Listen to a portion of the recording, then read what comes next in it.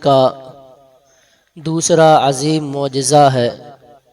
سب سے بڑا معجزہ معجزۂ قرآن ہے، اور دوسرا معجزہ معجزۂ معراج ہے۔ 27 رجب المرجب کی شب میں اللہ کے رسول صلی اللہ تعالی علیہ وسلم حضرت سیدہ ام ہانی رضی اللہ تعالی عنہا کے گھر میں آرام فرما تھے کہ اللہ تعالیٰ نے جبرائیل علیہ السلام کو حکم ارشاد فرمایا کہ جبرائیل فرشتوں کی بارات لے کر جائیں اور میرے محبوب صلی اللہ تعالی علیہ وسلم کو آج آسمانوں کی، زمینوں کی، ساری کائنات کی اور عرش اعظم کی سیر کرائی جائے۔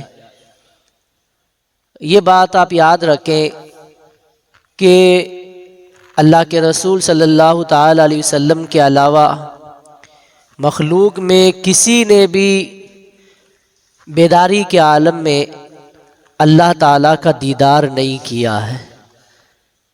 تمام نبیوں میں حضرت آدم علیہ السلام سے لے کر حضرت عیسیٰ علیہ السلام تک، اور تمام فرشتوں میں اور تمام مخلوق میں کسی نے بھی اللہ کو دیکھا نہیں ہے۔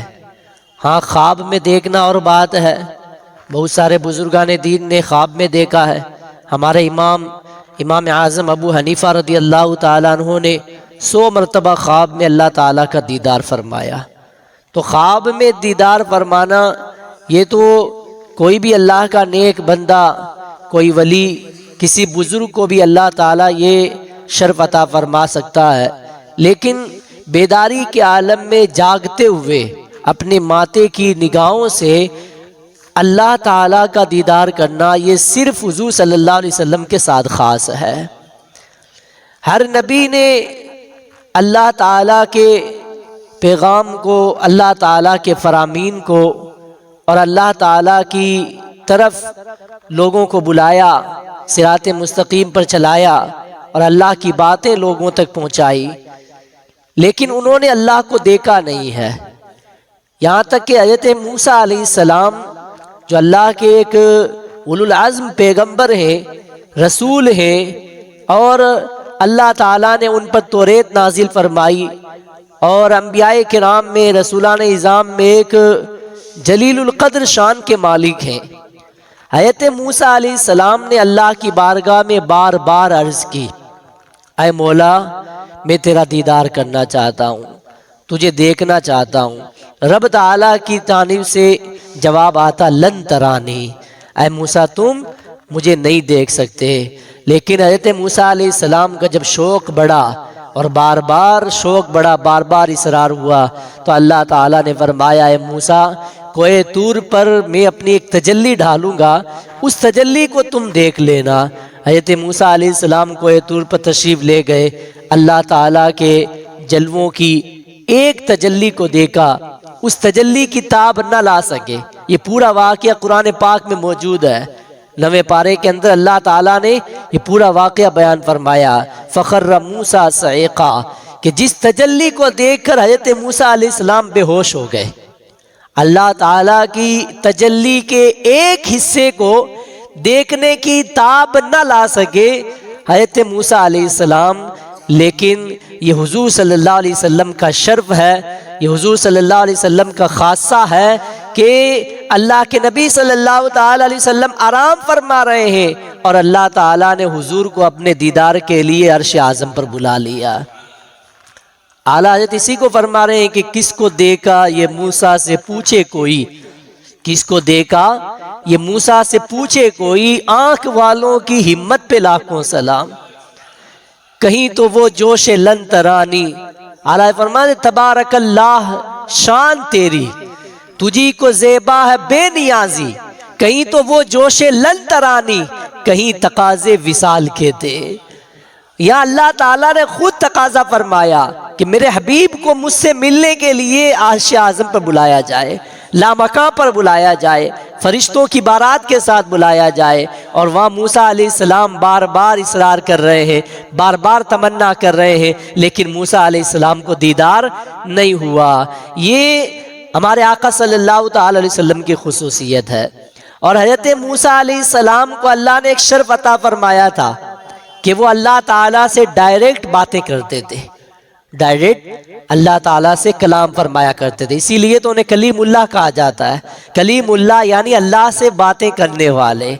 انہوں نے بات کی ہے لیکن اللہ تعالیٰ کا دیدار نہیں کیا۔ اب آئیں شب معراج کو دیکھیں۔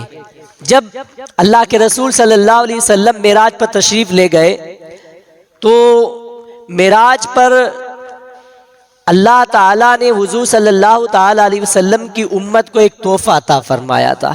آپ کو پتا ہے کیا تحفہ تھا؟ معلوم آپ کو؟ نماز کا تحفہ۔ یہ نماز کی اہمیت ہے، اس کو سمجھو آپ۔ آج ہم نماز کو ایک معمولی عبادت سمجھتے ہیں اور یوں ہی چلتے پھرتے نماز چھوڑ دیتے۔ نماز کی اہمیت کا اندازہ آپ اس بات سے لگائیں کہ روزہ نازل ہوا، روزے کی جب فرضیت نازل ہوئی تو زمین پر ہی حکم نازل کیا گیا۔ زکوٰۃ کی فرضیت نازل ہوئی، زمین پر حکم نازل کیا گیا۔ صدقہ و خیرات کا حکم دیا گیا، زمین پر ہی دیا گیا۔ حج کا حکم دیا گیا، زمین پر ہی دیا گیا۔ دیگر احکام اللہ تعالیٰ نے نازل فرمائے، زمین پر نازل فرمائے۔ لیکن نماز ایک ایسی عبادت ہے کہ اللہ تعالیٰ نے زمین پر نازل نہیں فرمائی، بلکہ جب نماز دینا مقصود ہوا تو اپنے حبیب کو اپنے پاس بلایا۔ زمین پر حکم نہیں دیا بلکہ پہلے محبوب کو اپنے پاس بلایا اور اپنے پاس بلا کر نماز کا تحفہ عطا فرمایا۔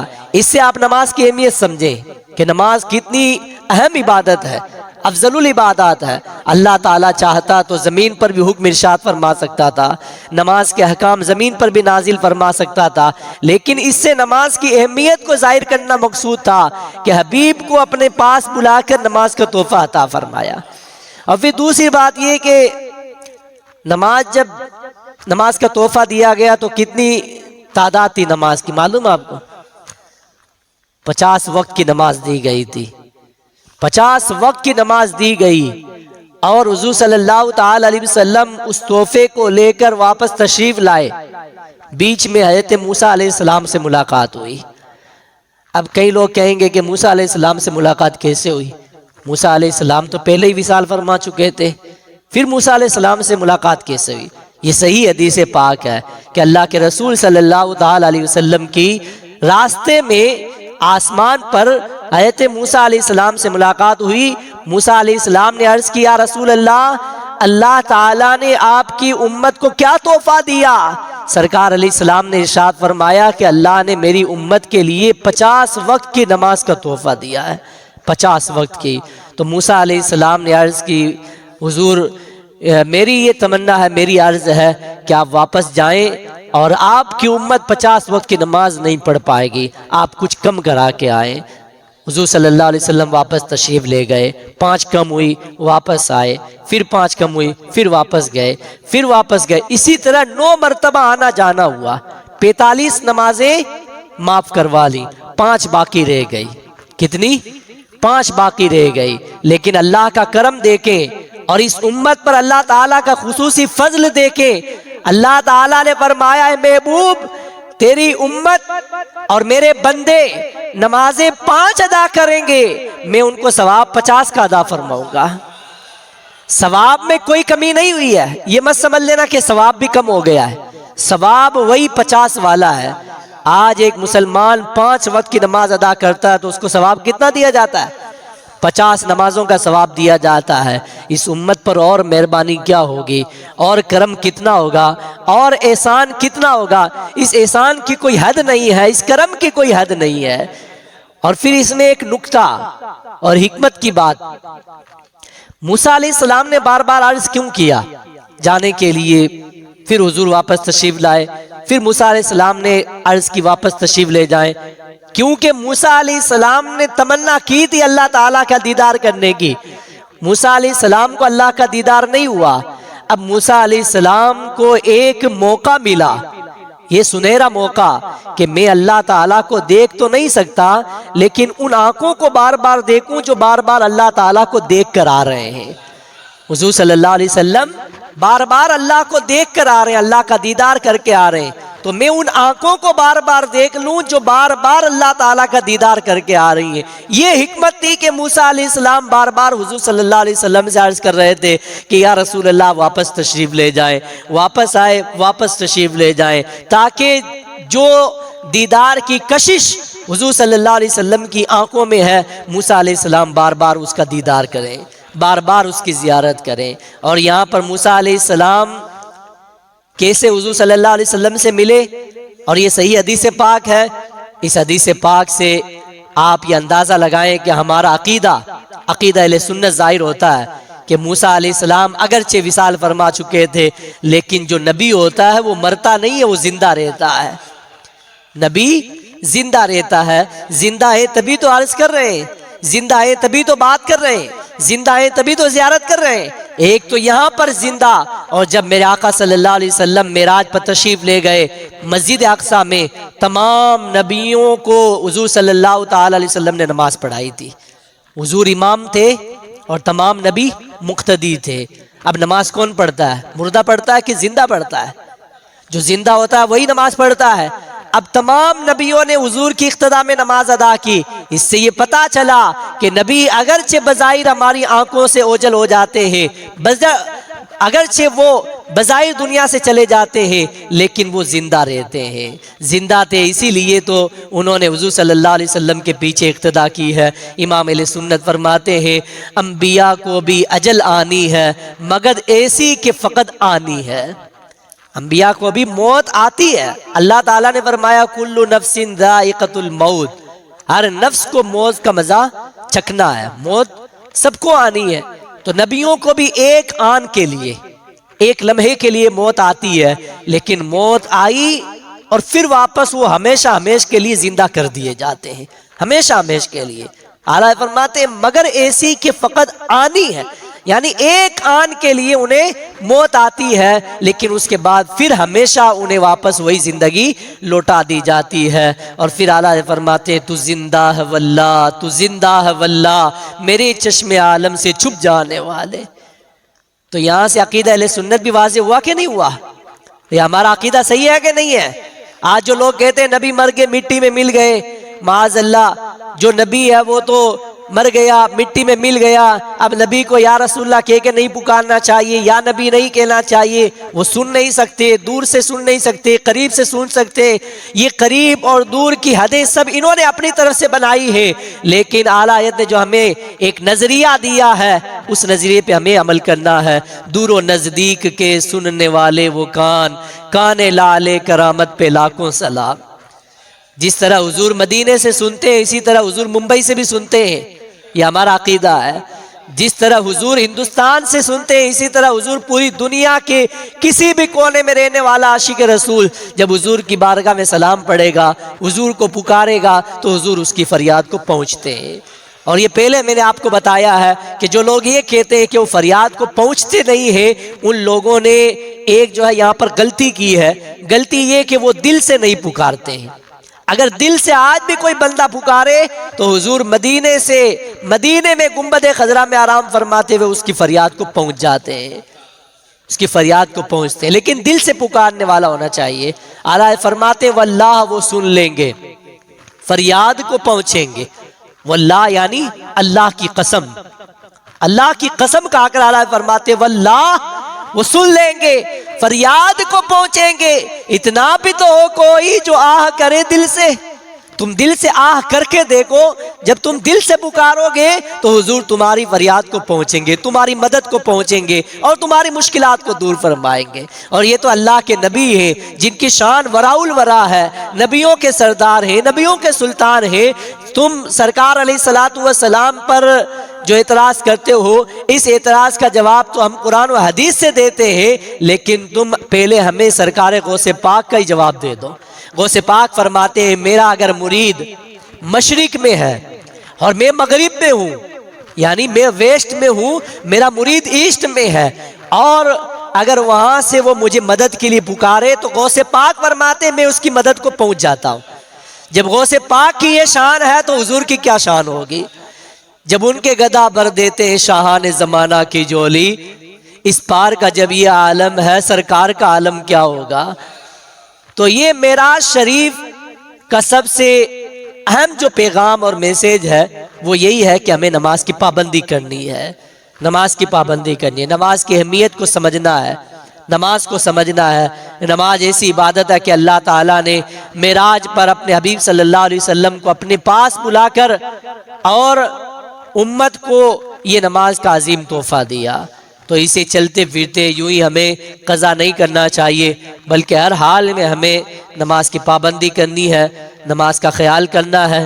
جس نے نماز پڑھ لی، اب یہ دیکھیں آپ کہ اللہ تعالیٰ نے حضور صلی اللہ علیہ وسلم کو لامکاں پر بلایا، عرش اعظم کی سیر کرائی، ساتواں آسمان کی سیر کرائی، جنت و دوزخ دکھائے گئے، ساری کائنات کی سیر کرائی گئی۔ یہ حضور کی معراج ہے۔ کس کی معراج ہے؟ یہ حضور کی معراج ہے۔ اور ہماری معراج کیا ہے؟ ہماری معراج نماز ہے۔ کیا ہے؟ نماز ہے۔ اللہ کے رسول صلی اللہ علیہ وسلم فرماتے ہیں الصلاۃ معراج المؤمن، اور کما قال النبی صلی اللہ علیہ وسلم، سرکار نے ارشاد فرمایا نماز مومن کی معراج ہے۔ حضور لامکاں پر گئے، یہ حضور کی معراج ہے۔ بندہ مومن نماز ادا کرے، یہ مومن کی معراج ہے، یہ مومن کی معراج ہے۔ تو ہمیں تو چلتے پھرتے روزانہ معراج کا موقع ملتا ہے۔ روزانہ مسجد میں جب آئیں آپ اللہ کی بارگاہ میں سجدہ کریں، نماز پڑھیں، آپ کو معراج کرائی جائے گی۔ تو اس طرح ہمیں جو ہے معراج کے پیغام کو یاد رکھنا ہے۔ اور بھی اس کے تعلق سے بہت سارے واقعات ہیں، اور قرآن پاک کی جو آیت کریمہ ہے اس کا ترجمہ آپ سن لیں، اور تفسیر انشاءاللہ پرسوں کی مجلس میں آپ ہمارے حضرت جو ہے بیان کریں گے، اس کے اندر آپ سماعت کریں گے۔ اللہ تعالیٰ نے فرمایا سبحان الذی اسری بعبدہ لیلا من المسجد الحرام الی المسجد الاقصی، پاک ہے وہ ذات جو لے گئی اپنے بندہ خاص کو راتوں رات، بعبدی اپنے بندہ خاص کو، لیلم راتوں رات، یعنی رات کے ایک مختصر سے حصے میں، من المسجد الحرام مسجد حرام سے، الی المسجد الاقصی مسجد اقصی تک، الذی بارکنا حولہ لنریہ من آیاتنا۔ مسجد اقصی کیا ہے؟ مسجد اقصی وہ ہے جس کے ارد گرد ہم نے برکتیں رکھی ہیں۔ مسجد اقصی کے ارد گرد ہم نے برکتیں رکھتی ہیں، لِنُرِيَهُ مِنْ آیَاتِنَا، تاکہ ہم اپنے بندہ خاص کو اپنی نشانیاں دکھائیں، اپنی نشانیاں اور اپنی قدرت کے جلوے دکھائیں۔ اس لیے اللہ تعالیٰ نے اپنے حبیب صلی اللہ تعالیٰ علیہ وسلم کو معراج کرائی۔ سب سے پہلے آپ یہ دیکھیں، یہ عقیدے کی بات اور ایک مسئلہ میں آپ کو بتاتا ہوں۔ اگر کسی نے سرے سے معراج کا انکار کیا تو کافر ہو جائے گا۔ کیا ہو جائے گا؟ اسلام سے نکل جائے گا، کیونکہ معراج کا واقعہ یہ قرآن پاک کی آیت سے ثابت ہے۔ مسجد حرام سے لے کر مسجد اقصی تک یہ جو معراج ہے، اس معراج کا اگر کسی نے انکار کیا تو وہ اسلام سے خارج ہو جائے گا، کیونکہ اس نے قرآن کا انکار کر دیا، اور جو قرآن کی کسی ایک آیت کا بھی انکار کرتا ہے وہ اسلام سے نکل جاتا ہے، اسلام سے نکل جاتا ہے۔ آج کل لوگ معراج پر بھی اعتراض کرتے ہیں، غیروں کی بات نہیں کرتا ہوں، اپنے آپ کو مسلمان کہنے والے، داڑھی ٹوپی والے اور نمازیں پڑھانے والے، اپنے آپ کو مومن کہنے والے معراج کا انکار کرتے ہیں۔ اور پھر کچھ ایسے لوگ ہیں جو حضور صلی اللہ تعالیٰ علیہ وسلم کو اللہ کا دیدار کیا، یہ جو شرف عطا فرمایا گیا، اس مقدس شرف کا انکار کرتے ہیں اور کہتے ہیں کہ حضور نے اللہ کو نہیں دیکھا، حالانکہ یہ چیز اور یہ تمام باتیں احادیث کریمہ سے ثابت ہیں کہ اللہ کے رسول صلی اللہ تعالیٰ علیہ وسلم کو اللہ تعالیٰ نے اپنا دیدار کرایا ہے۔ وہ ایک اعتراض کا جواب دے دیتا ہوں کہ وہ لوگ کہتے ہیں کہ حضرت عائشہ صدیقہ رضی اللہ تعالیٰ عنہ فرماتی ہے کہ معراج کی رات میں نے دیکھا کہ حضور صلی اللہ تعالیٰ علیہ وسلم میرے بستر سے جدا نہیں ہوئے، یعنی میرے بستر پر موجود رہے۔ تو وہ لوگ کہتے ہیں کہ ہم بھی مانتے ہیں کہ معراج ہوئی، لیکن یہ معراج خواب میں ہوئی ہے، نیند میں ہوئی ہے۔ لیکن آپ اس کا ایک جواب تو قرآن پاک کی آیت کے اندر ہے، بعبدہ اللہ نے فرمایا، تو عبد جہاں پر عبد کا اطلاق ہوتا ہے، عبد کا مطلب ہوتا ہے بندہ، تو صرف روح کو بندہ نہیں کہا جاتا ہے، بلکہ روح اور جسم دونوں کے مجموعے کو بندہ کہا جاتا ہے۔ عبد کا یہاں پر لفظ آیا، اس سے پتا چلا کہ حضور صلی اللہ تعالی علیہ وسلم کو جو معراج کرائی گئی ہے صرف روح کے ساتھ نہیں بلکہ جسم و جسمانیت کے ساتھ کرائی گئی ہے، جسم و روح کے ساتھ کرائی گئی ہے۔ اسی لیے تو اللہ نے فرمایا بعبدہ، ورنہ اگر خواب میں یا نیند میں یا روح کو معراج کرائی جاتی تو یہاں بعبدہ نہیں آتا بلکہ یہاں بروح ہی آتا کہ اللہ تعالیٰ نے اپنے حبیب صلی اللہ علیہ وسلم کو خواب میں معراج کرائی۔ دوسرا اس کا جواب یہ ہے کہ اللہ تعالیٰ نے فرمایا، یہاں پر آیت کریمہ، ایک جواب یہ ہو گیا۔ دوسرا اس کا جواب یہ ہے کہ جب حضور صلی اللہ علیہ وسلم معراج کے بعد واپس تشریف لائے، صبح لوگوں کے سامنے اپنے معراج کو بیان فرمایا تو کفار قریش نے انکار کیا اور حضور کی معاذ اللہ مذاق بنائی کہ تم نے ایک مختصر سے وقت کے اندر کیسے سیر کر لی، کیسے آسمانوں پر چلے گئے، ہم اس کو نہیں مانتے، تم جھوٹ بول رہے ہو۔ اگر یہ چیز خواب کے اندر ہوتی تو کوئی بھی کافر اس کا انکار نہیں کرتا۔ میں اگر یہ کہوں کہ ابھی ظہر کی نماز کے بعد میں سویا اور نیند کے اندر میں راجستھان چلا گیا، راجستھان گیا اور راجستھان سے پھر اجمیر شریف گیا، وہاں سے بریلی شریف گیا، بریلی شریف سے واپس راجستھان آیا، واپس پھر ممبئی آیا، ظہر کی نماز کے بعد میں سویا ہوں اور واپس عصر کی نماز میں نے اسی مسجد میں پڑھا دی، تو کوئی اس کا انکار کرے گا؟ کوئی نہیں کرے گا، کیونکہ خواب کے اندر ایک انسان امریکہ بھی جا سکتا ہے، سپنے کے اندر امریکہ، لندن، سب جگہ سیر کر کے آ سکتا ہے، یہ کوئی تعجب کی بات نہیں ہے اور اس کا کوئی انکار نہیں کرے گا۔ پھر اگر میں یہ کہوں کہ ابھی ظہر کی نماز پڑھا کے میں یہاں سے گیا، ٹرین پکڑی یا فلائٹ پکڑی، راجستھان گیا، وہاں سے اجمیر شریف گیا، وہاں سے بریلی شریف گیا، پھر بریلی شریف سے فلائٹ کر کے واپس میں ممبئی آیا، تو کوئی اس کو مانے گا؟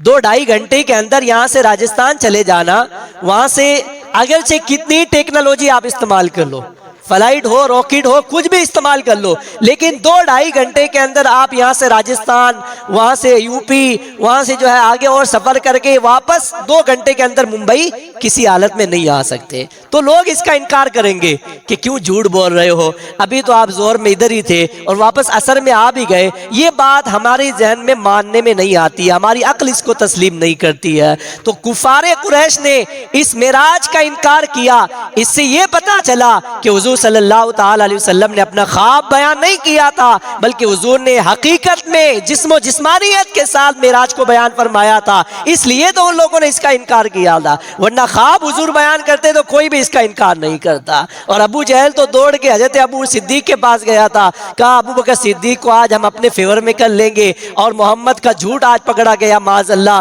ہم ان کے خلاف ان کو کر دیں گے، کیونکہ حضرت ابو صدیق رضی اللہ تعالیٰ عنہ حضور صلی اللہ علیہ وسلم کے بہت ہی گہرے دوست تھے۔ ابو جہل گیا، کہا ابو بکر تم نے سنا ہے کہ آج محمد نے کیا کہا ہے؟ کہا کیا ہوا؟ کہا آج محمد نے اتنا بڑا دعویٰ کیا ہے کہ رات کے ایک مختصر سے حصے میں یہاں سے مسجد اقصیٰ گیا، وہاں سے پھر آسمانوں پر گیا، وہاں سے میں سدرۃ المنتہا گیا، وہاں سے عرش اعظم پر گیا اور واپس بھی آ گیا۔ یعنی حضور جب بستر مبارک سے تشریف لے گئے تو واپس آئے، تب تک بستر شریف گرم تھا، زنجیر بھی ہلتی رہی، بستر بھی گرم رہا، ایک لمحے میں سر عرش گئے اور آئے محمد، یعنی ایک لمحے کے اندر واپس بھی آ گئے۔ یہ بات ماننے میں نہیں آتی، تمہارا دوست کیسے جھوٹ بول رہا ہے؟ حضرت ابو صدیق رضی اللہ تعالیٰ عنہ کا ایمان دے کے، عشق دے کے، محبت دے کے فرمایا کیا حقیقت میں واقعی میرے آقا نے یہ فرمایا ہے؟ ابو جہل نے کہا ہاں ہاں انہوں نے ایسا دعویٰ کیا ہے۔ حضرت ابو صدیق فرماتے ہیں اگر میرے آقا صلی اللہ علیہ وسلم نے یہ فرمایا ہے تو یہ تو کچھ بعید نہیں، اگر اس سے بھی بڑی بات حضور فرما دے تو ابو بکر اس کی تصدیق کے لیے بھی تیار ہے، ابو بکر اس کو بھی ماننے کے لیے تیار ہے۔ ابو جہل وہاں سے منہ لٹکا کر واپس چلا گیا، کہا یہاں اپنی دال گلنے والی نہیں ہے۔ یہ حضرت ابو صدیق کا ایمان تھا، یہ وہ ایمان ہے جسے دنیا کی کوئی طاقت نکال نہیں سکتی۔ تو اس طرح لوگوں نے انکار کیا، جب انکار کیا تو پتا چلا کہ جس بات کا انکار کیا جاتا ہے وہ خواب کی بات کا انکار نہیں کیا جاتا بلکہ جو حقیقت میں ہوتی ہے اس کا انکار کیا جاتا ہے۔ تو اب اگر آپ کو کوئی یہ کہے کہ یہ سب سپنے میں ہوا، یہ سب خواب کے اندر ہوا، نیند کے عالم میں ہوا، تو یہ جواب آپ دے دینا، دے دیں گے جواب۔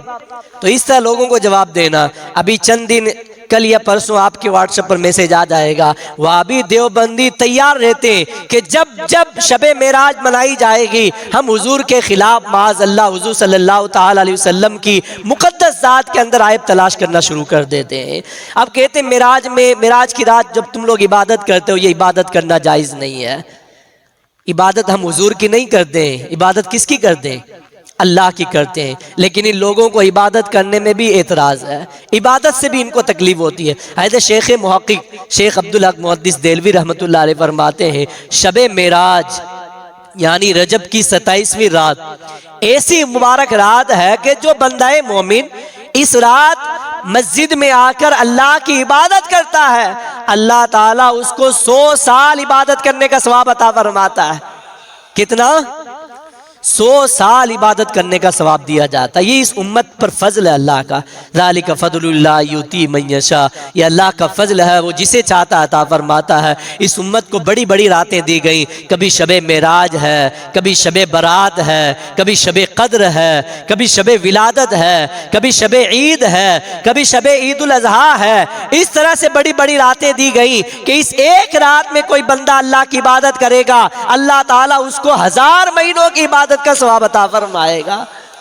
تو اس طرح ہمیں مسجد میں آ کر بیٹھنا، آئیں گے انشاءاللہ، پوری رات عبادت کرنی ہے۔ روزانہ ہمیں سونے کو ملتا ہے، روزانہ ہمیں باہر بیٹھنے کو ملتا ہے، روزانہ ہمیں موبائل چلانے کو ملتا ہے۔ ایک دن ہم موبائل نہیں چلائیں گے، ایک دن ہم باہر گپ شپ میں نہیں بیٹھیں گے، ایک دن ہم ادھر ادھر نہیں پھریں گے، ایک دن ہم اپنی رات مسجد میں آ کر اللہ کی رضا کے لیے، اللہ کی خوشی حاصل کرنے کے لیے مسجد میں بیٹھ کر اللہ کی عبادت کریں گے، اللہ کا ذکر کریں گے، درود پاک کی کثرت کریں گے، قرآن پاک کی تلاوت کریں گے، معراج کا ذکر سنیں گے۔ انشاءاللہ یہ رات آپ کی قبول ہو گئی تو آپ کو 100 سال کی عبادت کا ثواب دیا جائے گا۔ تو پرسوں کی رات آپ کو تیار رہنا، رہیں گے انشاءاللہ۔ اللہ تعالی ہمیں اپنا ذکر کرنے کی خوب توفیق عطا فرمائے اور ہمیں شریعت مصطفیٰ صلی اللہ تعالی علیہ وسلم پر عمل کی توفیق عطا فرمائے۔ استغفر اللہ ربی من کل ذنب واتوب الیہ۔ بسم اللہ الرحمن الرحیم۔ اللہم صلی علی